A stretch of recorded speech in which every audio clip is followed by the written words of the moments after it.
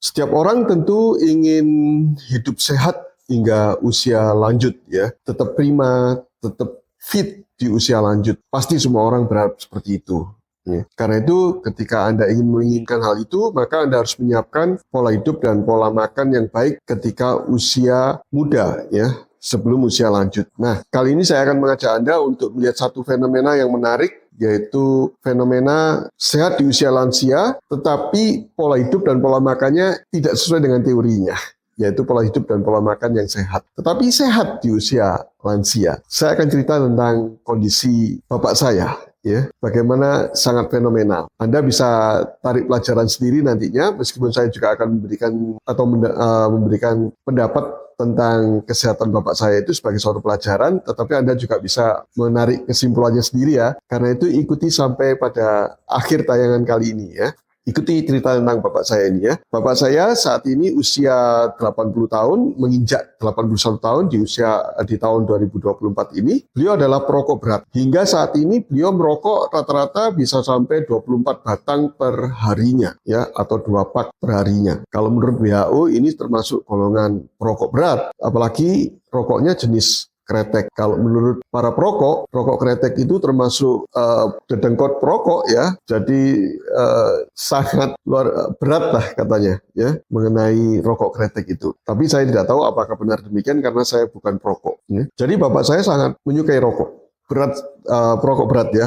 Dan beliau merokok sejak usia muda. Kata beliau usia SMA sudah mulai merokok ya, hingga saat ini. Dan karena saking sukanya merokok terhadap rokok itu, maka beliau lebih memilih merokok daripada makan. Ya. Karena itu pola makan beliau juga sangat tidak teratur. Satu perokok berat, makannya sekarang tidak teratur jadinya. Bahkan seringkali beliau makan hanya sehari sekali. Ya. Bisa pagi, bisa siang, bisa sore, sangat tidak teratur, tetapi terbanyak seringkali hanya sekali saja. Kemudian beliau juga tidak suka ngemil, ya, tidak suka cemilan. Kalau toh ngemil, maka cemilan yang paling disukai beliau adalah pisang goreng, ya, dan pisang goreng yang tradisional. Kalau bisa yang digoreng tanpa tepung. Kalau toh pakai tepung, maka tepungnya yang tipis saja. Nah, kata beliau saat ini sulit untuk mendapatkan jenis pisang goreng yang seperti yang didamkan oleh beliau ini. Karena pisang goreng yang kekinian ini tepungnya sangat tebal. Bahkan kata beliau pisang goreng sekarang ini pakai jaket yang tebal.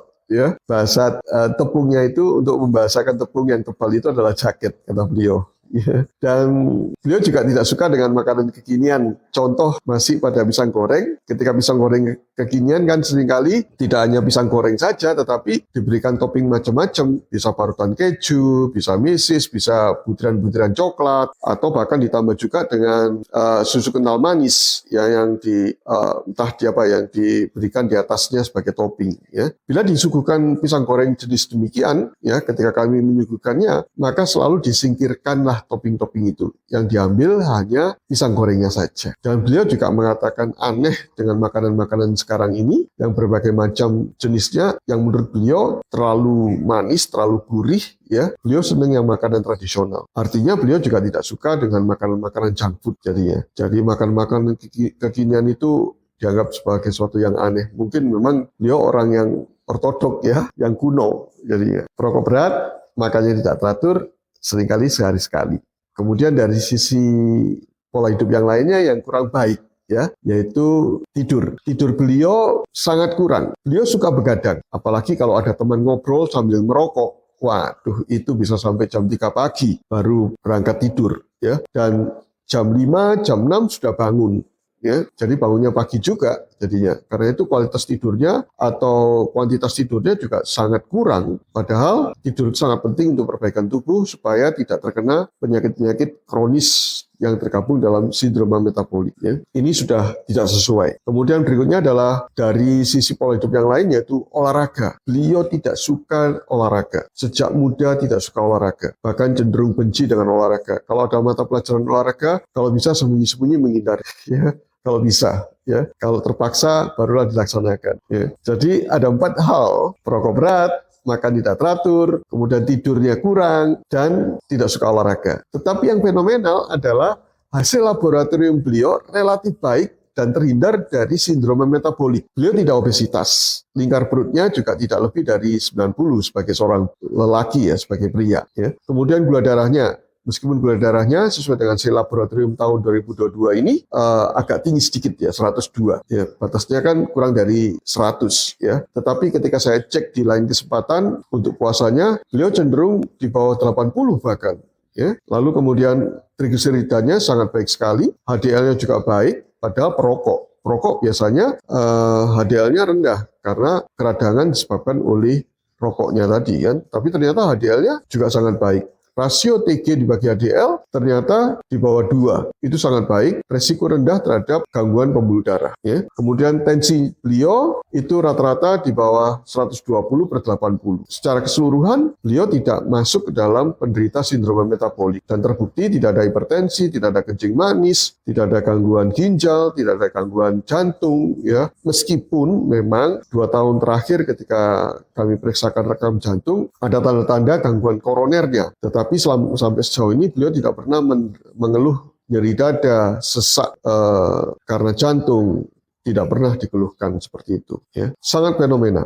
Nah, fenomena ini baik atau tidak, silakan Anda cermati sendiri ya. Jadinya. Tetapi saya tidak menganjurkan atau tidak membenarkan bahwa rokok itu aman bagi seseorang. Ya. Tidak dalam rangka itu. Pelajaran yang saya petik dari fenomena bapak saya adalah, atau hipotesis yang bisa saya ambil dari pelajaran ini, dari kondisi bapak saya ini adalah, merokok bila disertai dengan intermittent fasting itu mungkin bisa menyelamatkan metabolik seseorang ya. Dan fasting atau intermittent fasting, puasa itu sangat powerful dalam menjaga kesehatan. Bapak saya tanpa sengaja melakukan intermittent fasting, bahkan sering melakukan OMAD, 1 meal a day, yang luar biasa, yang mungkin anak-anaknya tidak mampu melaksanakannya. Ya. Saya sendiri 1 meal a day ya mungkin seminggu sekali saja. Ya. Tapi rata-rata yang melakukan intermittent fasting 16 jam puasa dengan 8 jam jendela makan, atau 18 jam jendela puasa dengan 6 jam jendela makannya, yang sering saya lakukan seperti itu. Ya. Dibandingkan dengan anak-anaknya, metabolisme bapak saya jauh lebih baik. Ya. Saya sendiri pernah mengalami obesitas ya, dan prediabetes serta hipertensi. Secara metabolik sudah sangat buruk sebenarnya. Tetapi bapak saya tidak. Ini fenomena. Sekali lagi fenomena ya. Memang hipotesis yang saya sampaikan tadi itu, perokok berat dengan intermittent fasting akan menyelamatkan metabolisme seseorang di usia lanjut. Apakah benar demikian? Perlu penelitian, tetapi sangat sulit rasanya untuk dilakukan penelitian karena subjeknya harus seperti yang dilakukan oleh bapak saya tentu saja, dengan jumlah yang cukup sesuai dengan metodologi penelitian.